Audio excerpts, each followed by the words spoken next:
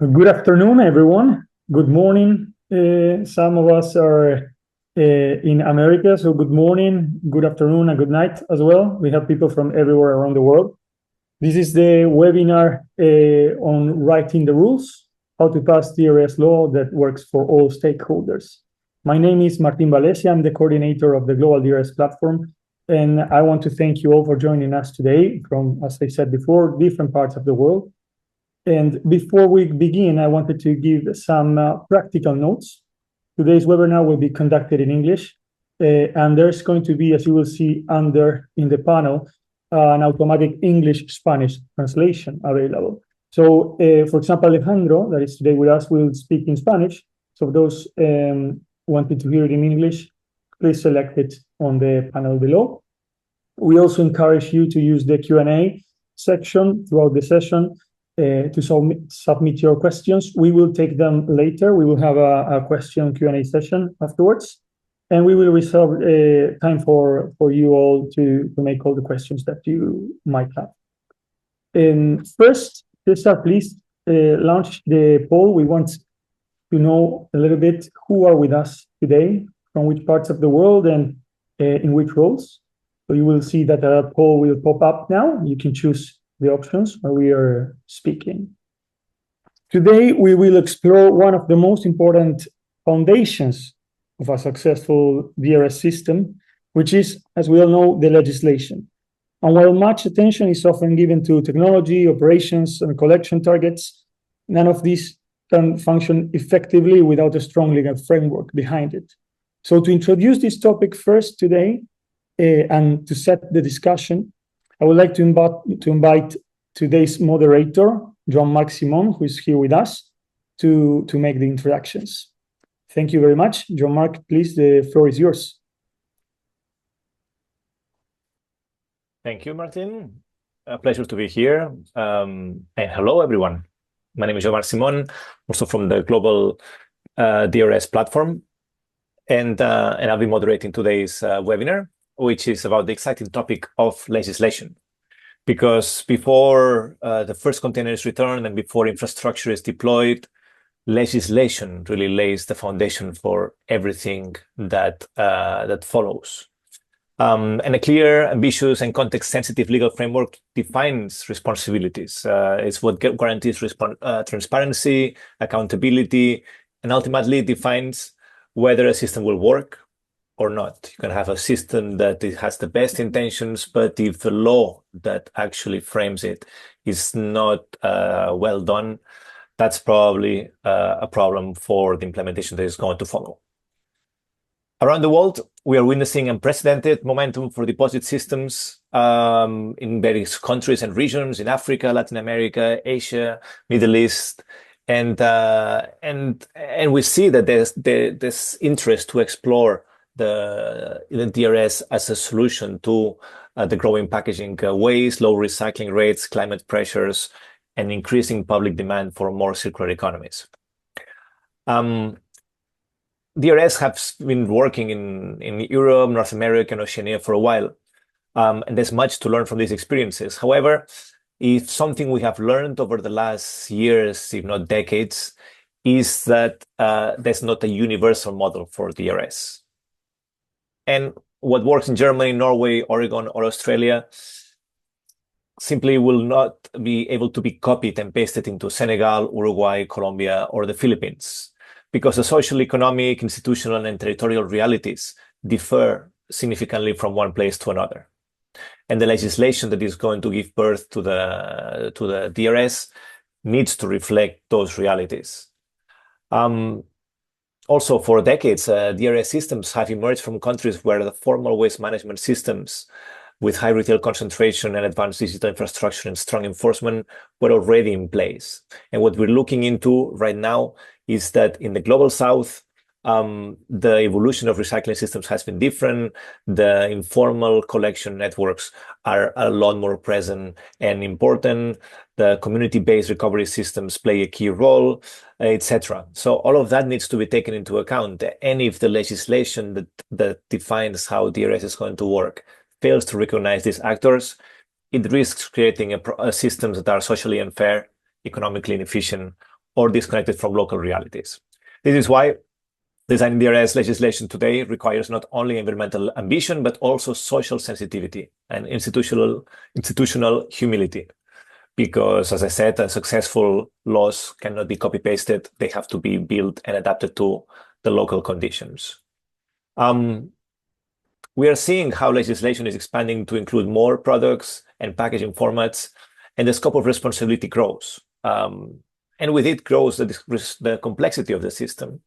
Also, we see citizens also calling for deeper transformation, one that goes beyond recycling, which means that we're seeing more attention being given to reusable and refillable systems that reduce waste at the source and rethink how packaging circulates within the economy. So we're seeing how at the center of this evolution is a broader social transformation. More stakeholders are entering the conversation with municipalities, retailers, producers, environmental organizations, technology providers, and especially waste workers, whose expertise and daily contributions are essential to build inclusive circular economies. And therefore, modern DRS legislation needs to move beyond purely technical discussions, and it must become a platform for cooperation among these actors who may not have traditionally worked together. So in today's interconnected world, where materials, products, and environmental impacts cross borders every day, legislation needs to reflect this flexibility, be adaptive, and ready for the future. And this is why today's webinar is so important, and this is why we're focusing on legislation today. So we have prepared a webinar that it draws on the experience from North America, South America, and Europe. And we will explore legislative pathways and discuss some of the key questions that policymakers and stakeholders must address on how do we define responsibilities, how do we ensure transparency and accountability, how do we balance efficiency and inclusivity, how do we integrate existing recycling actors, and how do we build systems that remain efficient, fair, and resilient over time. So with this in mind, and because ultimately DRS systems are not only about collecting containers, they are about building trust, we thought that it's important to bring voices from Europe, North America, and Latin America in this webinar that are going to present their views and also how they are addressing these issues. So we have a fantastic panel with Clarissa Morawski from Reloop, Alejandro Nario from the Uruguayan Ministry of Environment, and Rauno Raal, who is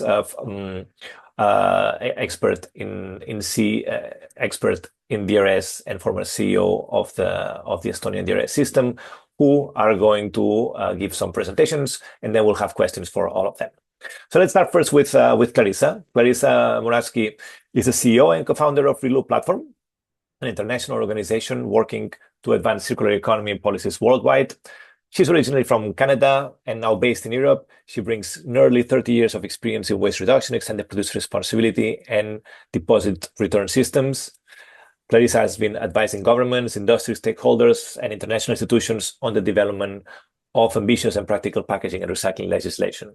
And together with her colleagues at Reloop, she has helped develop the broad global vision of DRS, reflected in the publication of the Global Deposit Book that I guess, Clarissa, you will present. So, Clarissa, the floor is yours, and we're looking forward to your presentation. Thanks so much, Jean-Marc. And Cesar, just looking at you, is it right that I'm going first? Yeah? It's okay? Okay, good. All right, everybody, I'm just going to quickly share, and then we can get rolling. Here we go. Okay, does everybody see my screen? Yeah? Cesar, give me a thumbs up. Okay, hello, everybody. I'm going to take a close look at the clock and not go over the 8 minutes that was allotted to me. Hello, and I'm pleased to be here today. Just very quickly, Jean-Marc kind of covered it. We're an international not-for-profit. Our vision is a world free of waste, and our mission is to lead the transition to a circular economy. We do have 5 programs. One of them is deposit return. We call it money back. We also have 4 others. They're all interconnected in circular economy for packaging. I think at the core is meaningful measurement. I'm going to cover it a little bit. And we also have one on reuse revolution, which is relevant. So go to our website, check it out. That's enough about Reloop, except to say we have some very good deposit resources, as Jean-Marc mentioned. The Global Deposit Book, the 2026 version comes out in Q4 of this year. It's a PDF. It's got every deposit system in there. Most of you probably already know it. We also now have a dashboard. You can get to this on our website. It puts the information that sits in here in a much easier format to access. If you need training, let us know. Very useful tool. And what we waste, which provides you a sense of how much beverage packaging is out in your country and what are the current recycling rates. If we have them, we put them up. You can do a lot of analysis with the help of this dashboard, which is also available for free. You'll see stuff like this.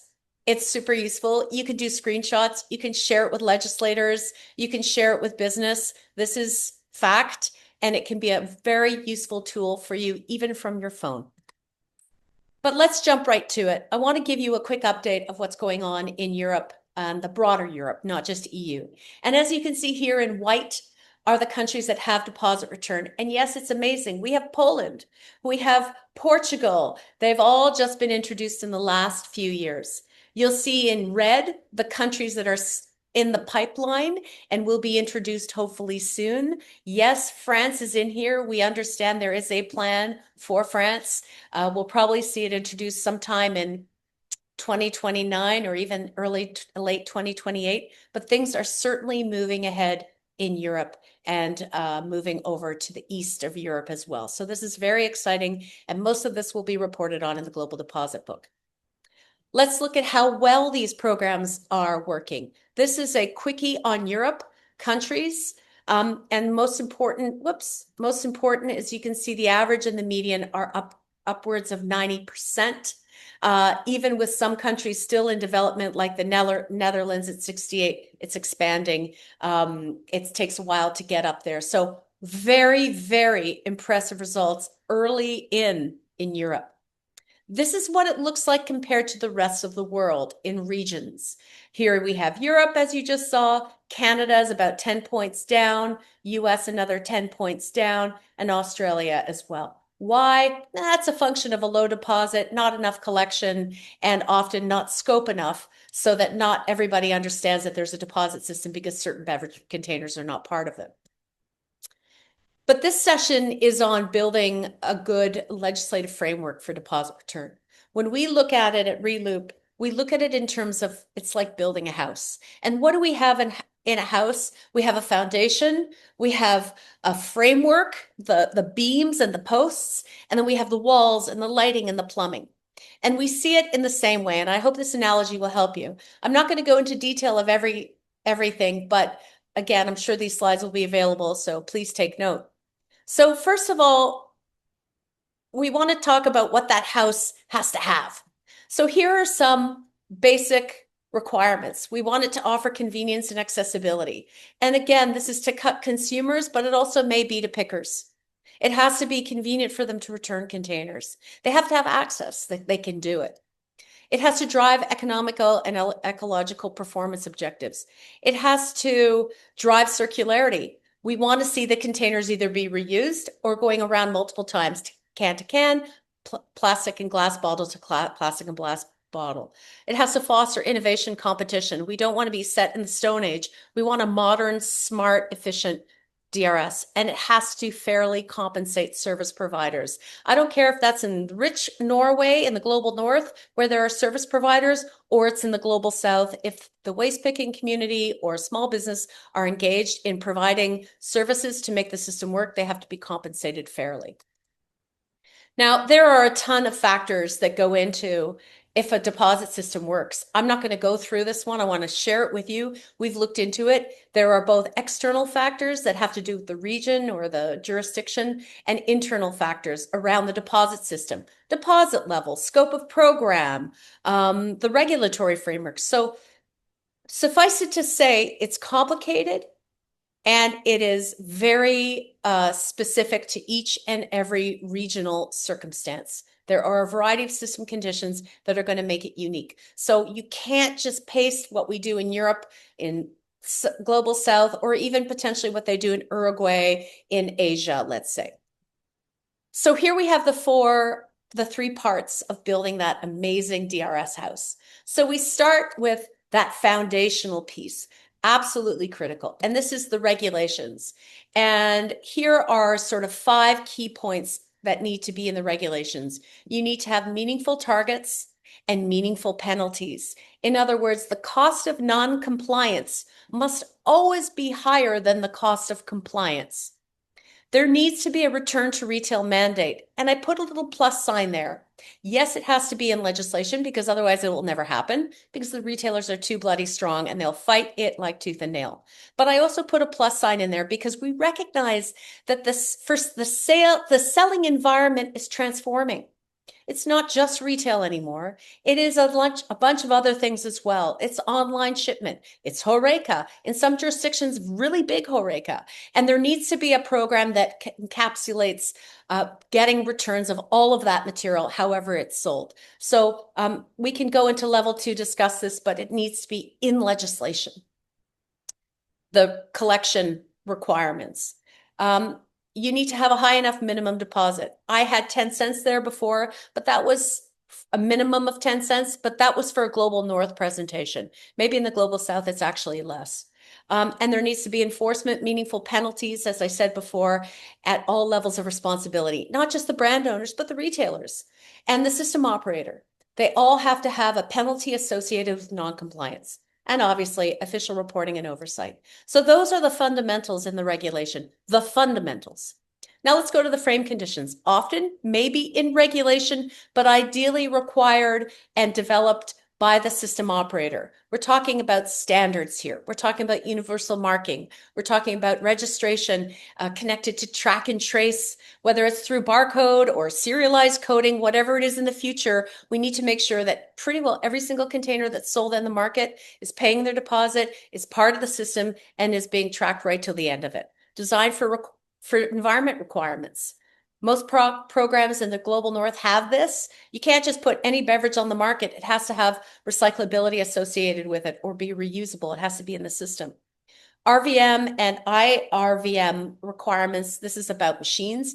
Yeah, at the end of the day, you're going to need machines. And even in the global south, you may need really, really big machines to do that final processing procedure that is not actually really doable by human beings in a safe environment. So it's going to change the framework of machines, but there should be a requirement for some sort of, if you have machines, there needs to be some operating requirements and minimum specifications on those machines. You need high volume collection points. Whether it's managing Horeca, small shops that don't have pickup, whether it's pickers, they need a place to go to that may not be in the store.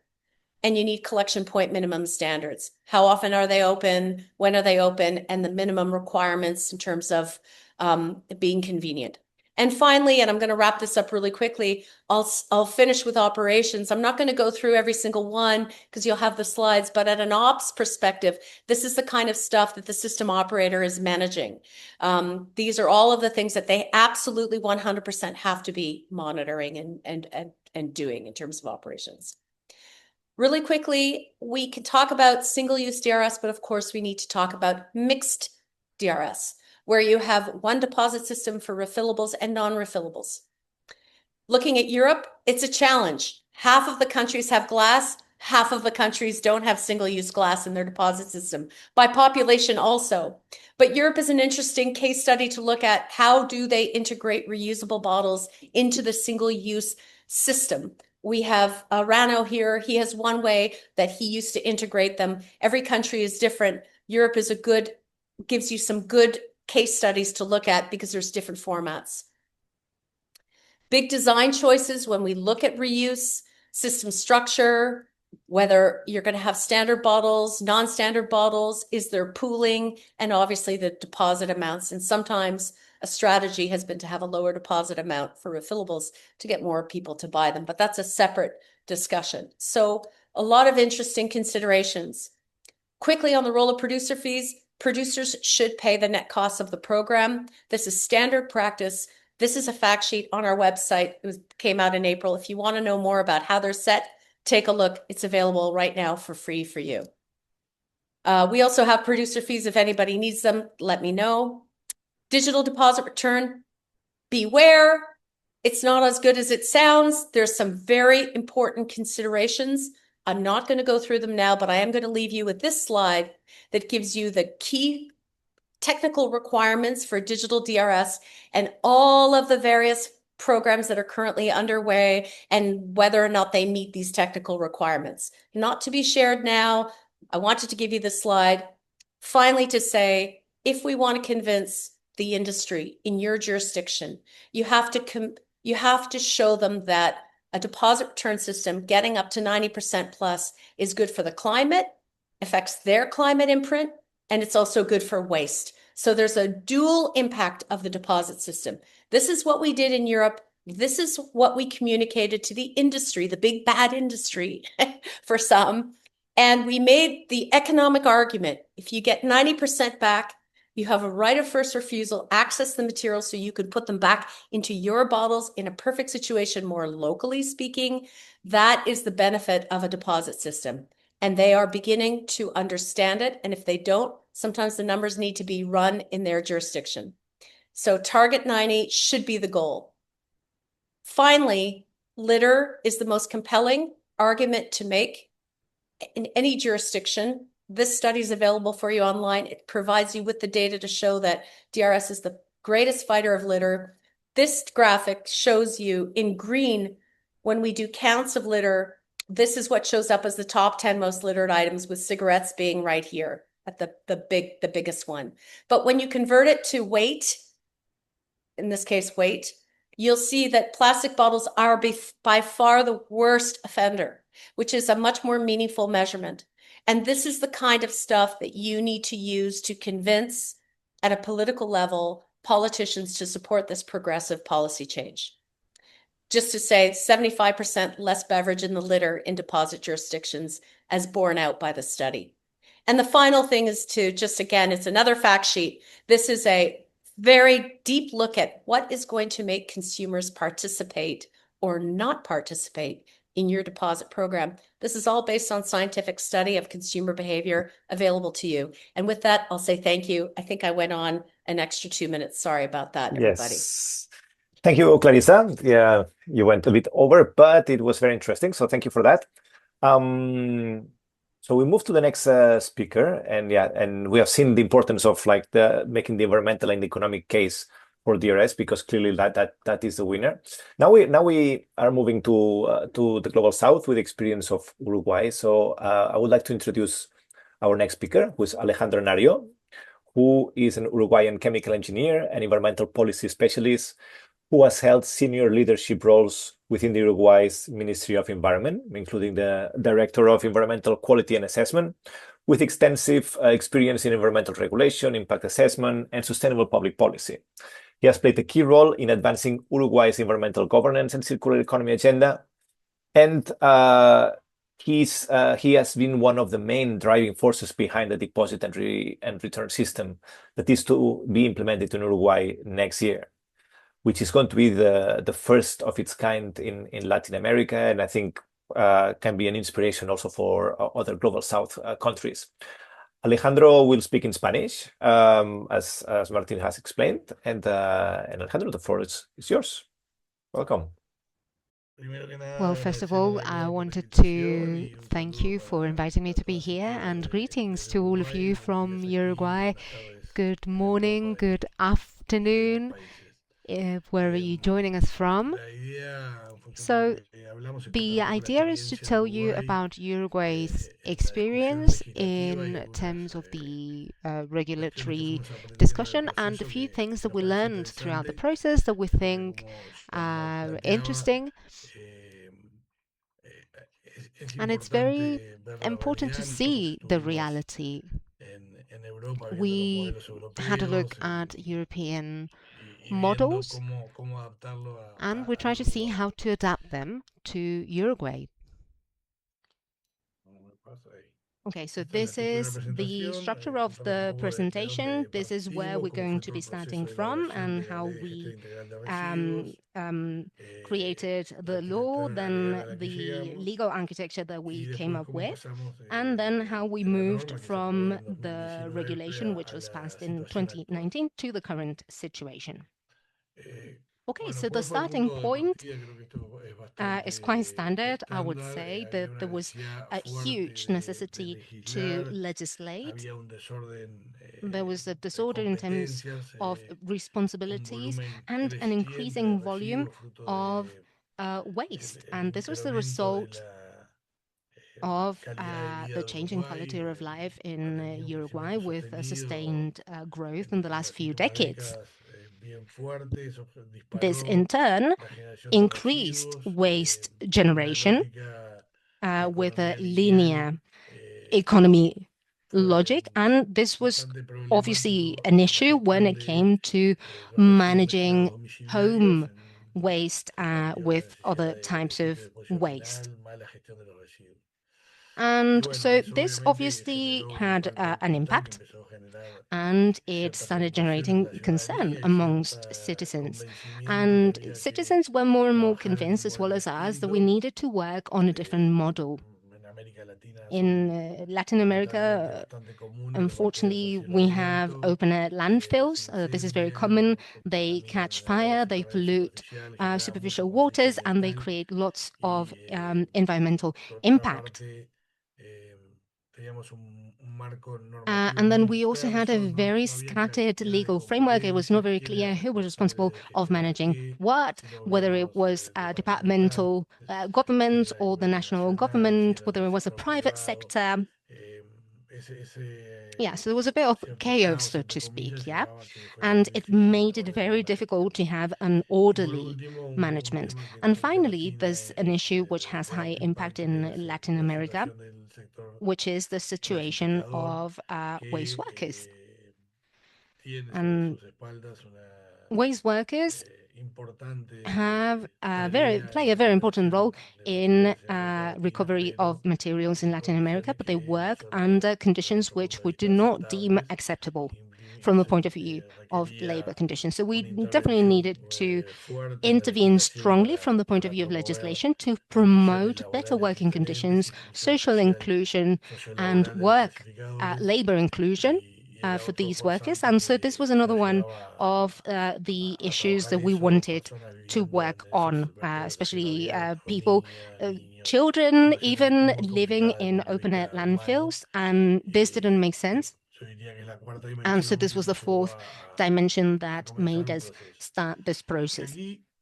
And so the first lesson learned, which in hindsight we see the value of, is that we designed a process which was relatively slow, in the sense that our idea was to find effective participation of all stakeholders. And obviously this makes everything more complex because everyone has different points of view. And this also means that we had to hold lots of meetings, different fora, and different debates in order to reach conclusions. And from the point of view of a 5-year government, as the one that we have in Uruguay, this is quite complex. But thankfully, in Uruguay, we have a state politics tradition, and there's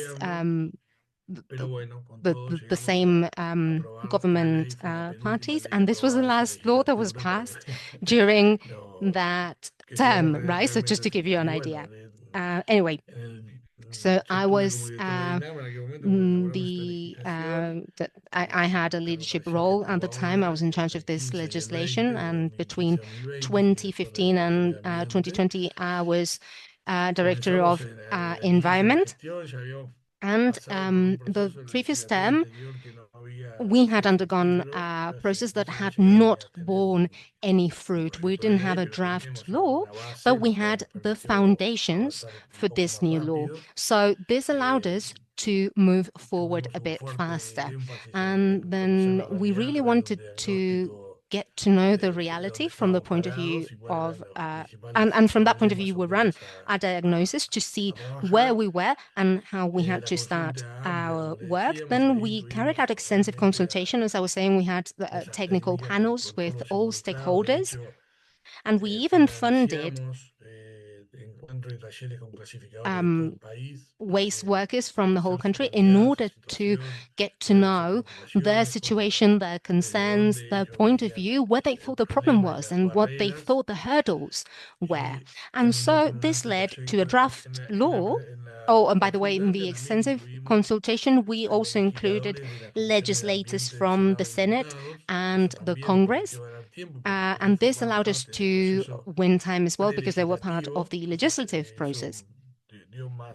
And so this strengthened our whole process. So as I was saying, then this led to a draft law that was presented to the Parliament and was debated between 2018 and 2019 and passed finally in 2019. So as I was saying, this was a sort of slow process, but this really strengthened our parliamentary debate because, as you know, when we do this, then we have all the lobbies acting as well, and we had a very robust social and political base from waste workers, from labor, and from workers central. We had really incorporated many stakeholders in the process, which actually allowed us to avoid issues and finally pass the penultimate law that was voted in that term in 2019. And it was passed by consensus. All political parties voted in favor of the law. And once again, this strengthened our process. So what did we include in the law? Two main key issues: economic tools, to begin with. We had a very heated debate with some legislators because they didn't see economic tools as environmental tools. They thought it was just a way of creating new taxes.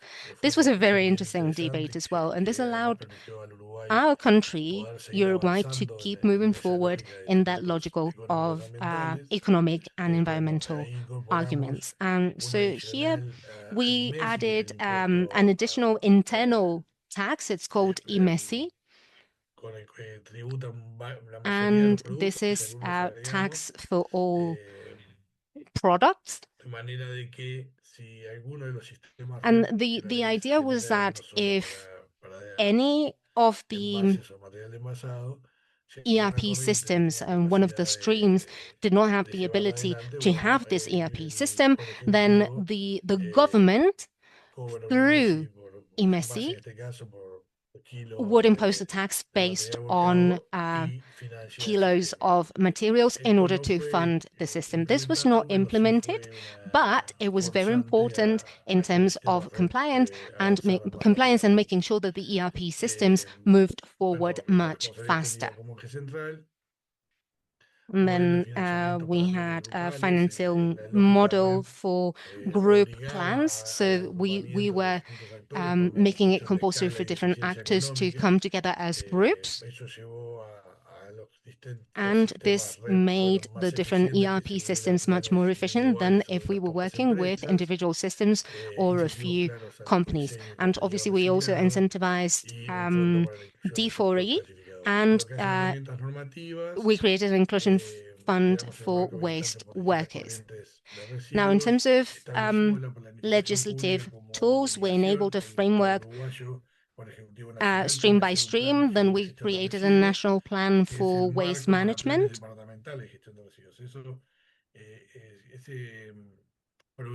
So in Latin America, it's very common that we don't have strategic planning. Yeah, so this was something that we addressed, and this allowed us to keep moving forward in generating long-term and mid-term policies. So all the plans were adopted by the environmental authority. Tracking was mandatory in all plans. And then we also contemplated penalties and cross-check mechanisms. And something that was really important is clarification of roles. And this made it very clear that different departmental governments in Uruguay are only in charge of cleaning public spaces and collecting domestic waste, but everything else they wouldn't deal with. Okay, so just a quick overview of the situation of Uruguay nowadays. We have post-consumer packaging. This is a program which is in operation. It's innovative in that it integrates traditional selective collection with the DRS. Yeah, and in Uruguay, all companies that generate packaging have to add to the plan. They have a part which is voluntary, and this allows us to work at two different speeds. You know, the DRS systems have about 90%, whereas the other systems is between 15 and 20%. So complementing these two systems actually made our funding more robust. And this funding doesn't come only from beverages, it comes from other companies as well. You have 1 minute left. Un minuto. Okay, so also WEEE batteries, and I'll just move on to something else. Now, in terms of the DRS system, in 2021, we defined specific goals. In 2022, we adopted the Valley Plan.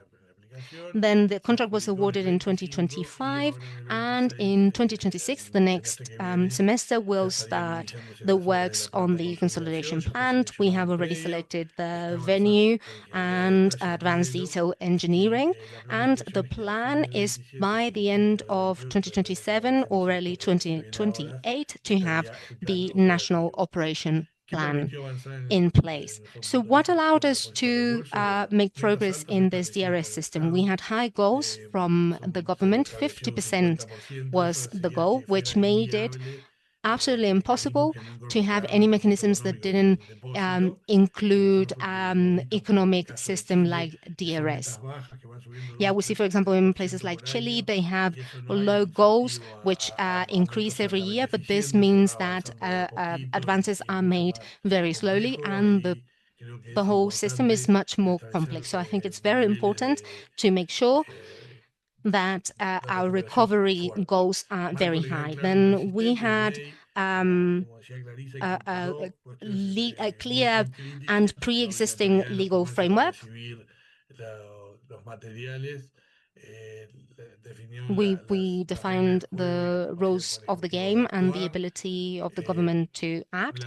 Another lesson learned is that we had a government, not only a Ministry of the Environment, but the whole government that was coordinated and organized internally and with stakeholders. And we have a whole panel for the Plan Valley, which is the implementation plan for the DRS. So this really strengthens the government's position based to the industry.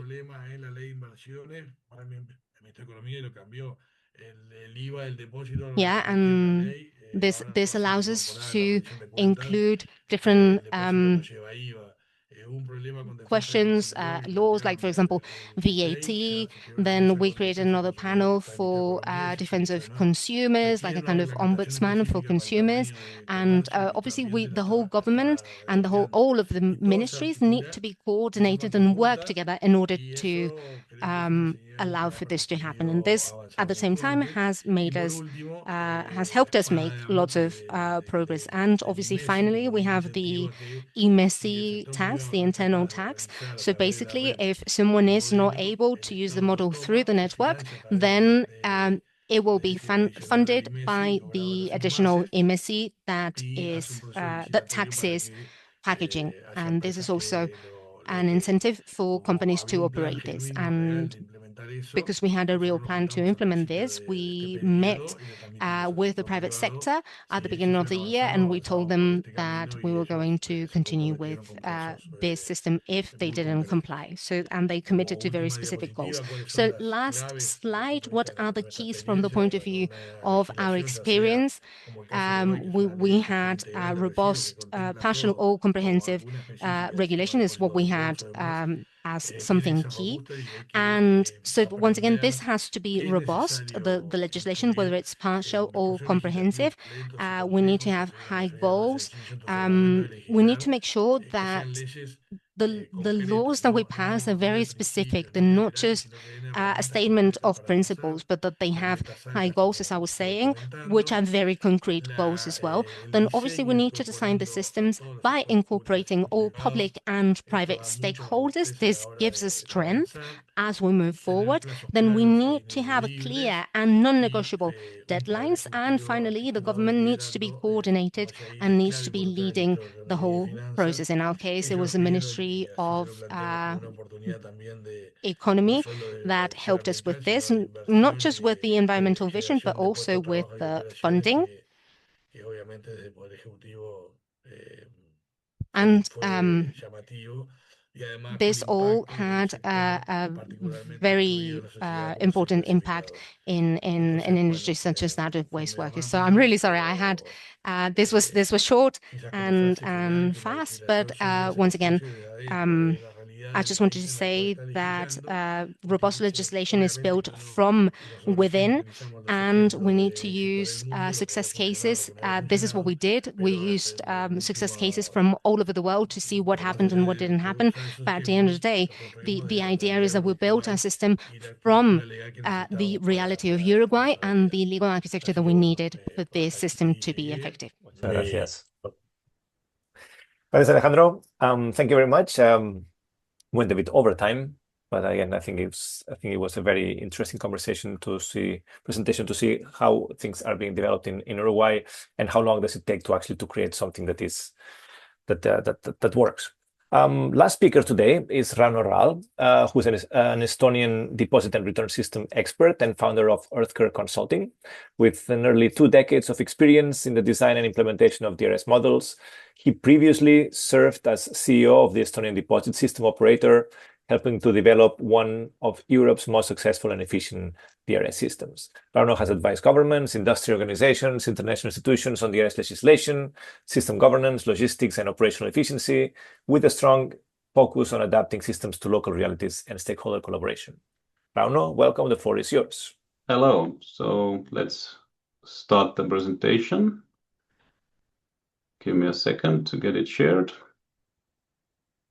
Cesar, can you see? Okay, superb. All right, so DRS law and how the DRS law should work, or what are the best practices in a way, in my very simplified view. I think the governments actually, before starting to write any legislation, they should really try to understand who are the key stakeholders, who are the primary, who are secondary stakeholders, what is their role.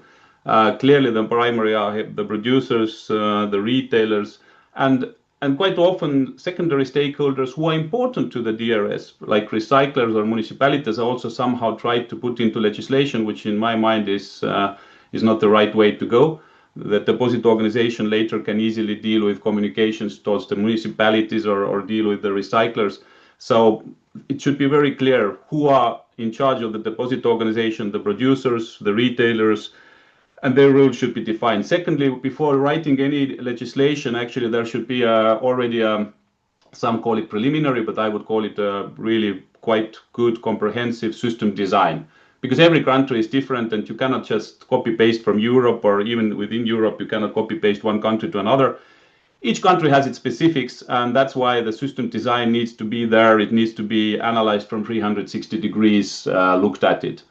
And clearly already, as previous speaker talked, it's a lot of teamwork in the background to talk to the industry stakeholders, to talk within the government, different stakeholders. So it's a lot of teamwork to get to the legislation start. And clearly from that perspective, what is the main goal? Very simple. The goal is to have a sustainable and high-end DRS, which will not last for a year, 2 or 3, and be bankrupt after that because there were some wrong considerations coming from legislation or the initial finances, but something to really be there for the nation for years. So coming to these roles and position, the government has very simple and very concrete role. In my mind, it is to basically initiate the DRS initiative, to create the DRS legislation, and later to monitor and control. The DRS operator is the roof organization. I always call it like a neutral ground as Switzerland to really organize everything, be on working on a non-profit principle, etc. And clearly the captains of the team, the owners, they are the producers. As simple as that, because what is the role? Yes, it needs to be there in the legislation.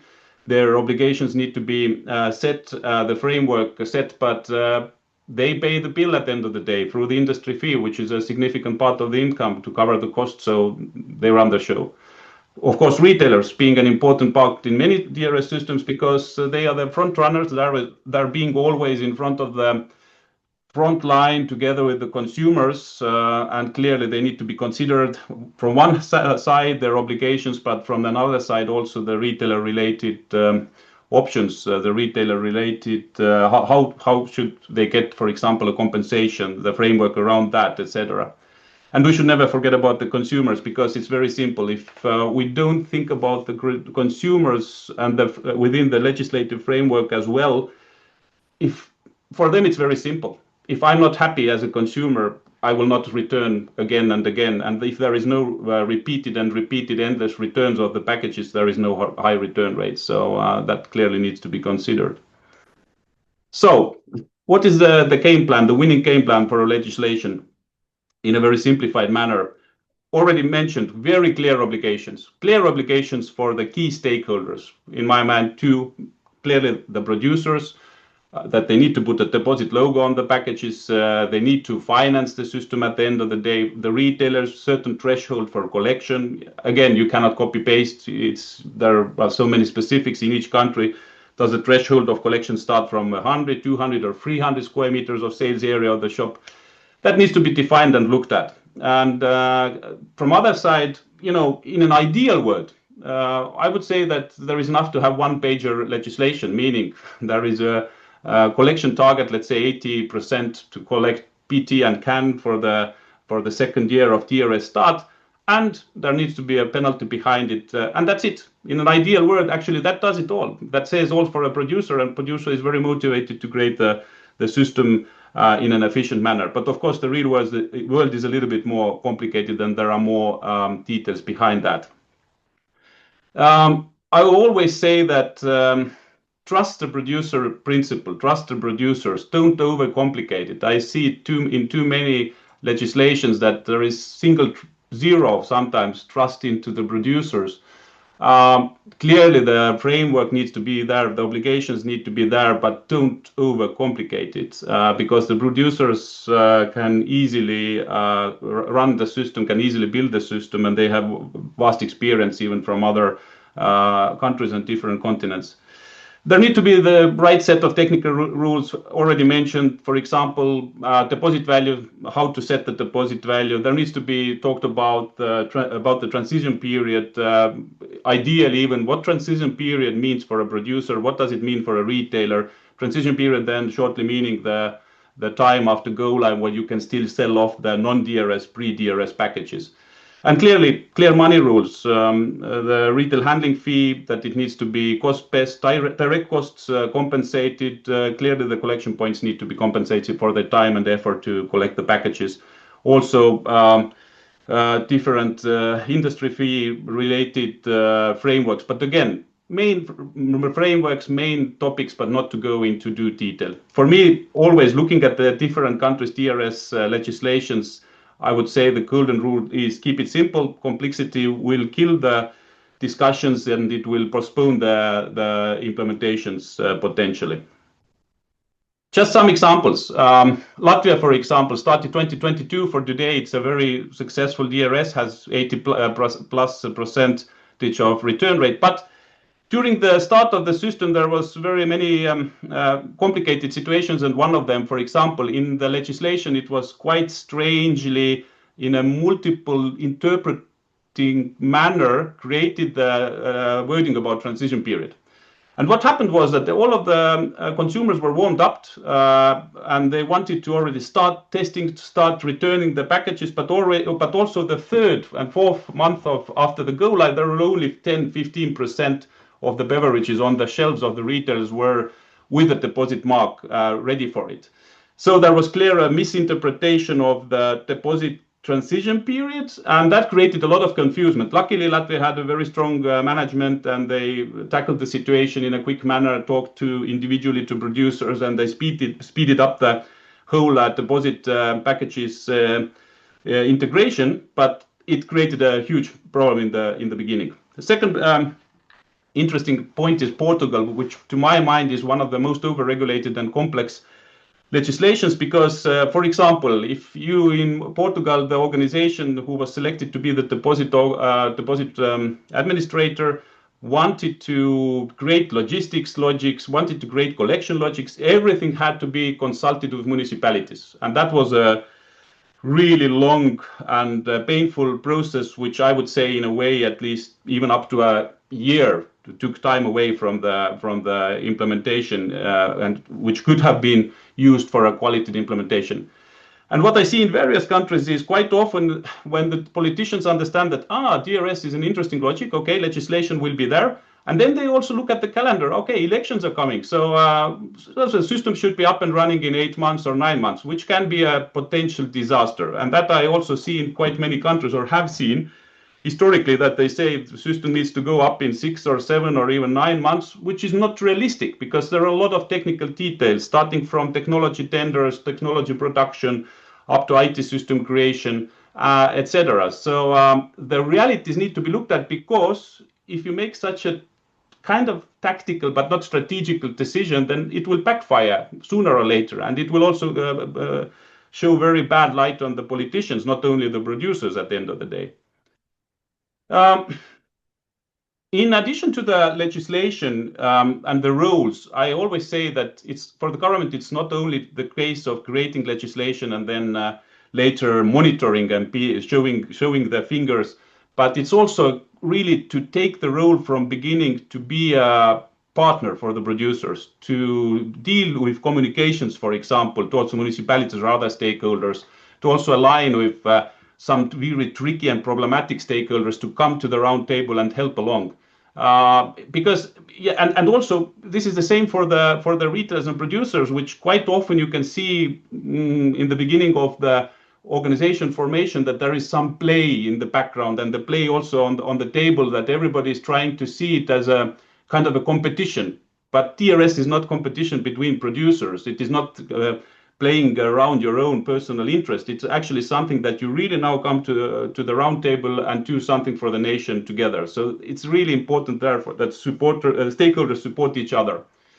And of course, thinking about Latin America and also in Asia, we always have to think about the informal sector. It is critical. In most European countries, we always talk about return to retail as the main collection part of the infrastructure. But clearly in Latin America, we need to think about different hybrid collection models where there is, yes, the retailers are utilized, but there are also other collection points, individual collection points, some special collection infrastructure created, so that also the informal sector could be integrated into the collection of the DRS. So what is the aim? Clearly is that, and the result, what brings to the table is DRS can clearly work up to 90% of return rate compared to other traditional systems of maybe some 30 to 60%. And this 90% comes not on paper, but in real life, which is a fact.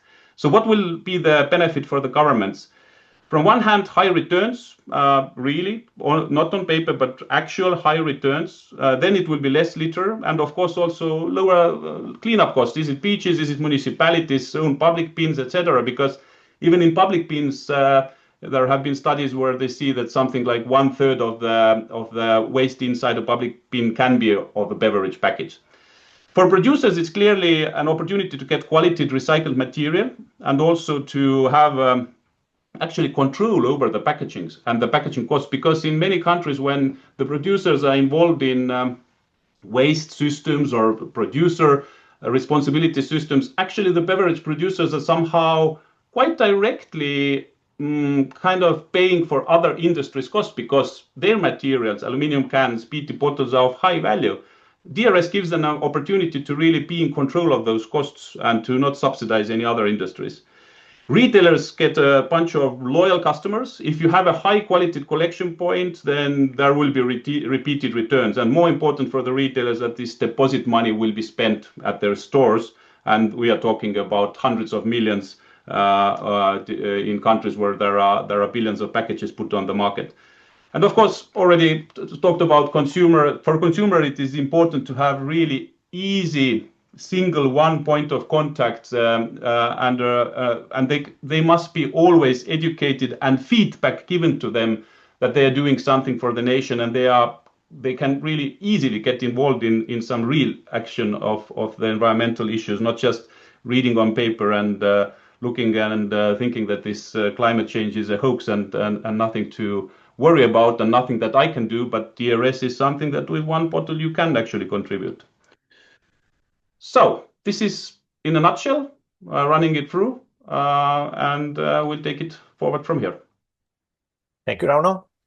Again, very interesting presentation. I'm afraid we're running a bit out of time, and apologies for that.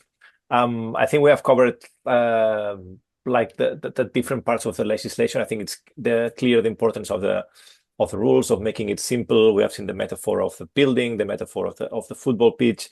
So after all, I think that the ingredients clearly are there.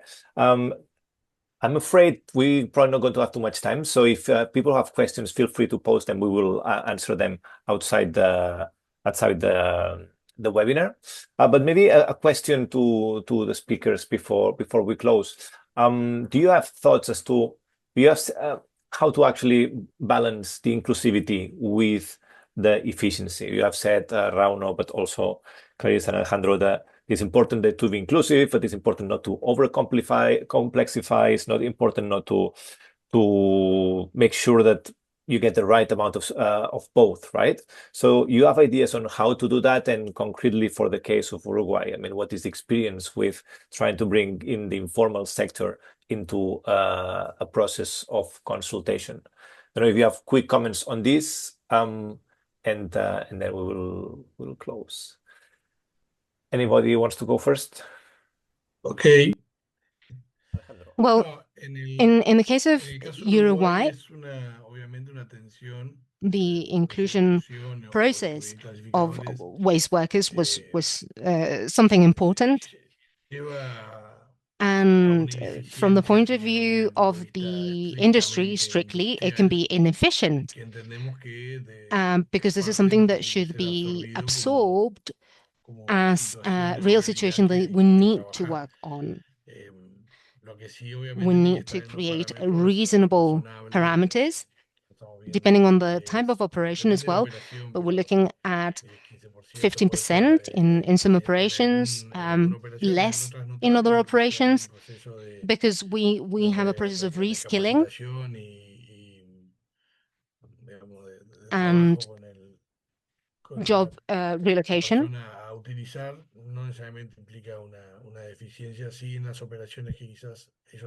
So this does not affect logistics or plant operations, really.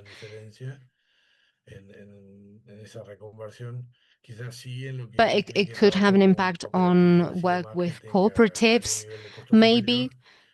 But the idea here is to find the balance between inclusion and efficiency, and to create a system which is completely automatized. But obviously, this means the costs are higher. Thank you. Clarissa, Rauno, any comment? I think it depends on the. It is always a difficult balancing point to find there, but I think that also producers understand that from one side, even if you want to maximum use technology, even if you want to maximum automatize, then there are definitely countries where this is not possible.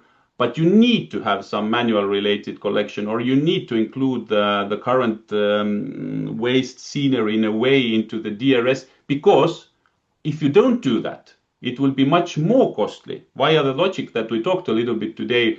For example, if the government has given you a 90% of target per unit penalty, if you don't reach that, let's say the third year of DRS activity, then if you don't include these parts, then you are not going to reach that 90%, and that's going to be more costly potentially even compared to the fact that you maybe have to a little bit have additional logistics costs, etc., to utilize also manual collection. Plus, these days also for the manual collection, it doesn't mean so manual anymore. There are different technological solutions, for example, bulk stations, where people collecting manually can come with their 200-300 liter bags, pour it into the machine, and you can have different ways how you do the deposit payout. So manual these days in 2026 is not so black and white anymore also. Thank you, Rauno. Clarissa? Just a quickie to say that, as picking up on Rauno, it's not so black and white anymore, and it isn't. There are, as he says, there's usually a machine required, but the bulk of the work is collection. We need to collect, and that's where the informal sector can join. And I think we have to accommodate the informal sector to a point, but we definitely have to make it clean and easy when they've collected to get their refunds back. And I think that has to be central to the strategy. Thank you. Well, thank you all. Jean-Marc, sorry, una cosita más.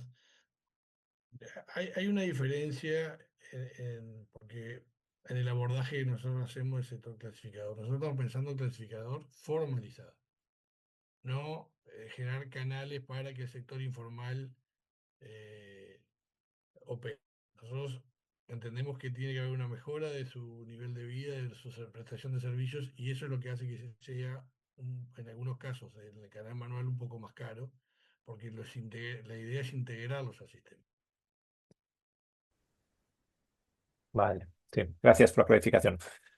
Okay, thank you very much, everyone. I think the time is up. We will answer the questions in our website. I pass the word to Martin, who will close for us. Martin? Thanks, Jean-Marc, and basically to say thanks to all of you in the panel, all of you watching us. Before we close, I would like to invite you all to continue engaging with the Global DRS platform, with our resource hub and the Global DRS Academy, and to connect with us, because we will keep on having such webinars in the future. The next one is in September, so we will be sending out invitations for that as well. I hope to see you soon then. Thank you again for being here with us, and have a great day, everyone.